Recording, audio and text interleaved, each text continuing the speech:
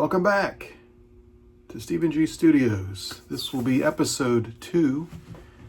If you watched episode 1, you saw me go out in the snow here in Old Towne Petersburg to take a photograph of a building. It's a bank that closed, but the drive-thru, there are these fluorescent lights up above that are still on, and I love the look of it. I really want to shoot it at dusk, but I thought in the snow, because it was snowing so heavily, there was less light, so those fluorescent lights would show, and they did.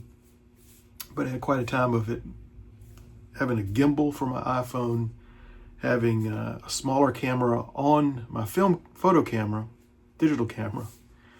It was too much to deal with, so I had some struggles there. Plus, I didn't expect to find someone parked underneath the drive-thru.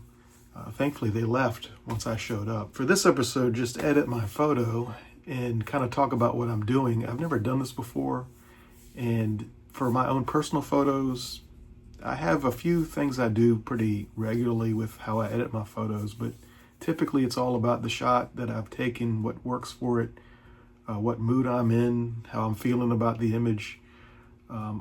It's fun. I enjoy editing, post-processing. And for these photos, I'm not too concerned about maintaining a strict replica of reality.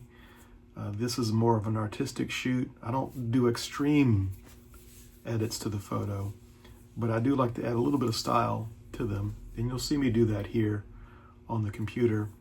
I did take a couple other photos. One I'm really happy about, which I already edited, which I'll show you and talk about. I also wanted to mention the reason I like this shot of the bank with the drive-thru with those fluorescent lights and all the brick. I don't know, it makes me think of those liminal spaces, which I really love that entire concept or that genre. If you've never heard of that, I encourage you to look it up. It's surprising how deep people have gone into the whole concept of these liminal spaces, and how really maybe the pandemic played a part in building this interest in these sort of spooky, eerie locations, typically taken not with a very high resolution camera, quite depressing lighting, definitely fluorescent, but just these odd spaces. They like to say that the concept is these are in-between spaces that you can get trapped in or caught in. Would make a good movie or a good story. But anyway, I like the look of these liminal photos or liminal spaces, and I guess it's up to the individual to decide what they think is that liminal space, but for me, it's pretty obvious. If you go looking, say you do an image search on the internet or even Pinterest, I believe has quite a bit of it. To me, you can tell what qualifies as a liminal space. It's really obvious, and it's not, I don't think, easy to find and take these photos.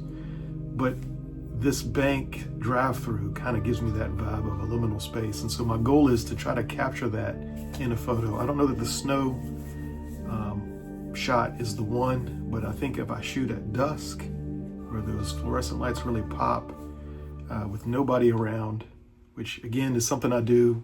If you look at my photography from walking around, my photo walks around Petersburg, Old Town, I rarely capture people, although I do enjoy street photography, shooting candid moments of people that are unaware, and sometimes aware, which can be cool as well. But this is why I wanted this photo, because it reminds me of a liminal space. And my goal will be to try to capture a shot that really sells it as such. But I don't think this photo is that, but we'll see. But just come along with my little editing here. All right, so episode 1 told you that you'll get to see all the mistakes I make and you can learn from them. So mistake today is my microphone battery died just a few minutes into my recording this video of me editing my photo. So I'm going to replay the video and try to talk about the edit. All right, so here we are in Lightroom. I prefer Lightroom Classic. I'll do most of my editing here, and more extensive editing I'll do in Photoshop. But typically I like to make sure that my photos don't look heavily photoshopped. If it's noticeable, it's going to be very subtle, if at all. And so here in Lightroom, you see the photos I took in episode 1 out in the snow. Nothing extraordinary, just shooting here, juggling 3 different cameras, which in the snow, which was crazy. This one here, I like this one. I've taken this photo before, but these umbrellas folded up just remind me of some kind of monolith, some kind of creature standing in a cloak of some kind. I like this shot, and I like it even better in black and white. And I like that you can see the movement of the snow. Here's another shot, kind of catching the snow, but not moving, but I like this one with the snow moving. Now here we go, next photo. I happened to walk by and notice the picture there of old Pedro. Just seeing his face there superimposed over the reflection of the outside with the snow on the street, which I really think makes it pop more. I just like that photo. That was a happy accident. And here's the one that I wanted to get. This is the location that I felt had that liminal space vibe because of those fluorescent lights, and there's not much going on here. It is a soft focus. I think the camera caught focus on the snow.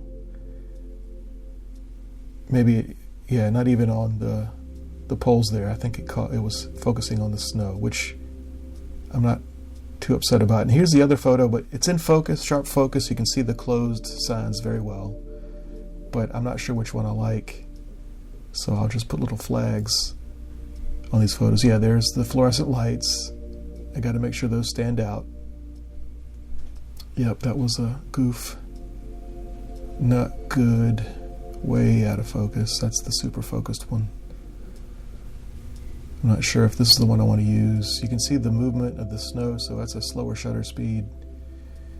I wasn't sure which way to go. Capture the snow caught in the moment or seeing its movement. I'm kind of liking this one with the snow kind of captured, stopped in flight. But this one's nice too because you've got the snow being blown off the overhang there, which is kind of cool. So I'm not sure which one. Again, and the closed signs are in focus, are sharp focus there. And then, yeah, and I'm not sure what my snow delirium was affecting me there. So we'll come back to this one. It's either this one or this one. Of course, having already recorded this, I know which one I'm going to end up with. Well, let's develop it. So I just set up a new computer. I graduated from an M1 Mac to the new M4 Mac Mini.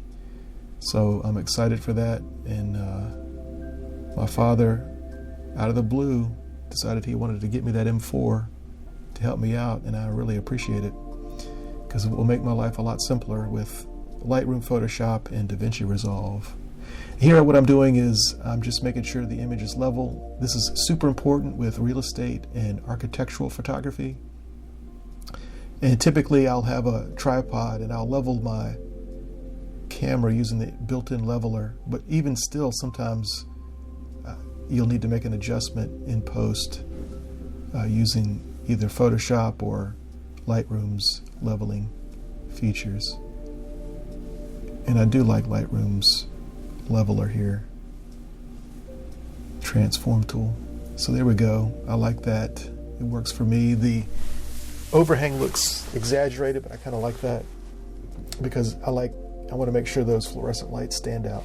So here I typically jump the vibrance up to 20 and then the saturation down 5, but it'll vary depending on the photo. So texture, add some sharpness to it, and it kind of does help. I like how it makes the snow pop a little bit more, so we'll leave that. Play with the highlights a little bit here, and the exposure, yeah, it wasn't exposed very well, so I'll bring it up a little bit. And then the shadows, bring them down just a tad. I'm not looking for an HDR effect with this photo, more of a realistic photo, like a photo print from the old days. Color grading I'll do sometimes, not always, and even still it's on the subtle side. But with snow, you've got to be careful with the highlights because you can make the snow look weird or gross. Nobody likes yellow snow.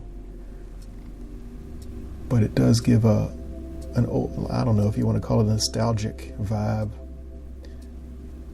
But I usually play around with the color grading just to add a little bit of style to it, not just reality, a little off from reality.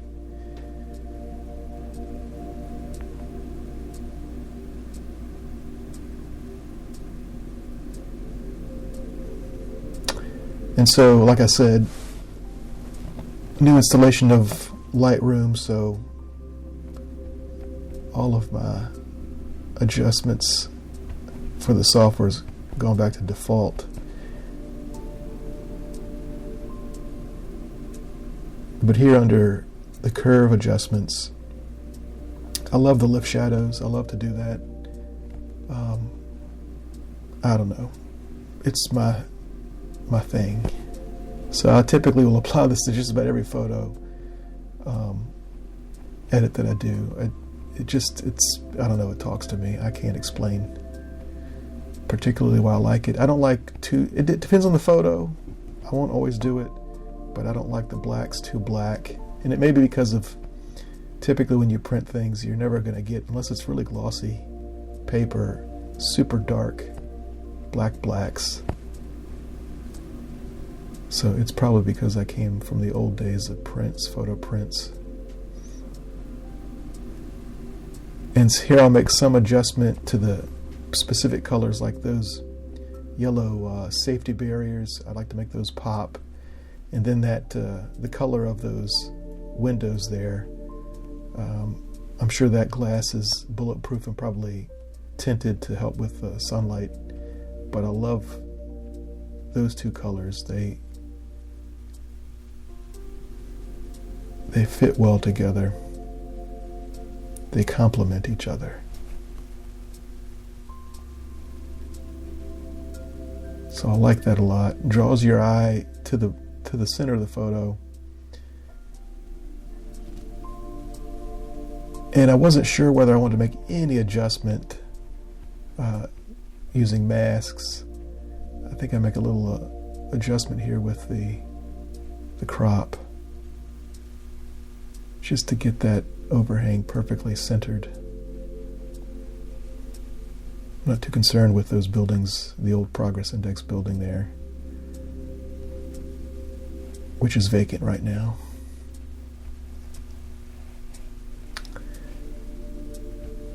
I mean, I like this photo right now.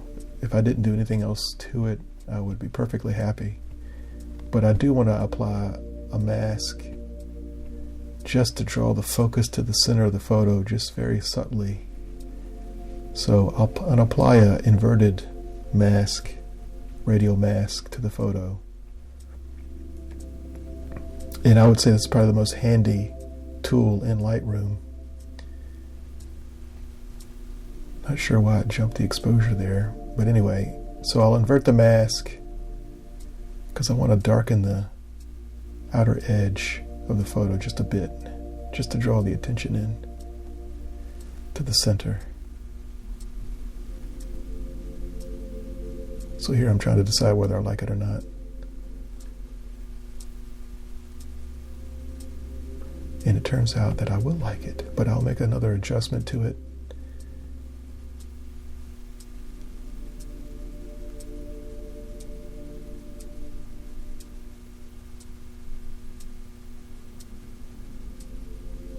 Yeah, I really like that.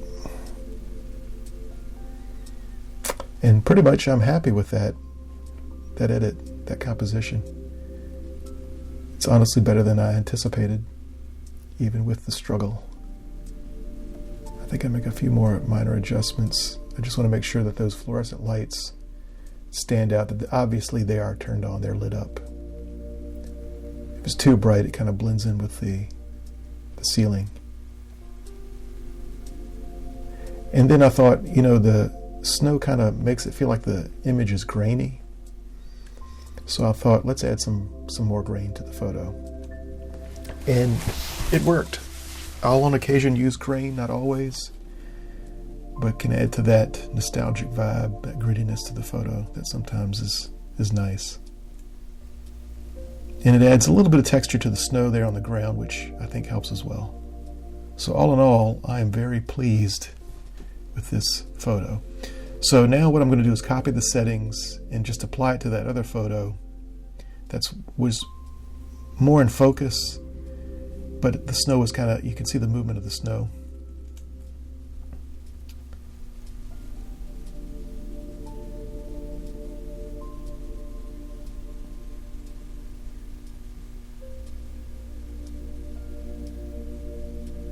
So the exposure was better with this photo, so I got to bring that back. But my problem with this photo is the close signs are so in focus, it really draws the eye right to them. The soft focus of the other photo kind of helps. You can still read the words closed, but it doesn't pop like in this one. It almost looks like a decal on the image itself, like it's photoshopped in. And ultimately, this is why I didn't choose this image, because I feel like those close signs, that's your eye goes straight to it, and you miss most of that composition of the drive-through. But this one, look at it. Your eyes don't get sucked in by the closed signs because it's nice soft focus. And I think the snow being in focus, it kind of makes your eye move around the photo more. I prefer this one. I like this one. Okay, back. So I got this one. So I got the primary photo of the bank. This one also turned out to be a nice one, which I'm happy about. So that's two good ones out of that little photo walk. And here you can see on that building this image. It's of the train station not far from this location. It's taken from a postcard. So this is back to the Postcards of Petersburg project that I created. I'm going to do an episode or two on that. But this was a postcard that I scanned and I blew up and broke it into panels that ultimately were printed on vinyl. And I covered 4x8 sheets of plywood with the vinyl using a wood glue that has stood up for years now, and then mounted it to the front of the building like a puzzle. And the whole point was to hide the facade of this building. It's vacant. And so the owner thought, like a mural, this would kind of add some interest. And it's become a popular little spot. People love the image there. It tells quite a story about Petersburg's history, which I look forward to talking about in other episodes of this YouTube channel. But yeah, I'm pretty proud of that. I had to figure it all out as I went. Never had done anything like that before. And I'm very happy that it stood the test of time. And then here's the third photo that we got out of this photo walk in the snow. I love these umbrellas standing there like monoliths in the snow. So, all in all, I'm pretty happy. And I got my first episode out of this walk in the snow. So that's how I edit photos. These were not super extensive. I don't typically go crazy on my personal photos like this. And it's quite different when I'm doing portraiture, headshots, group photos. That's all about making the individual look good in terms of the lighting, the catch light in the eyes, and then making them look pretty. Removing any blemishes that are temporary, any stray hairs, all that kind of thing. And then in the group photos, making sure everybody's got a good smile. So there might be some compositing of different faces into the photo. I've even had to edit people, remove them from the photo so that I can bring in a better shot of them, because either they're not smiling or someone moved their head in front of their face. So I'll have to do an episode on that kind of work as well. But there you go. There's an edit on my personal photos that I take on my photo walks in Old Towne Petersburg.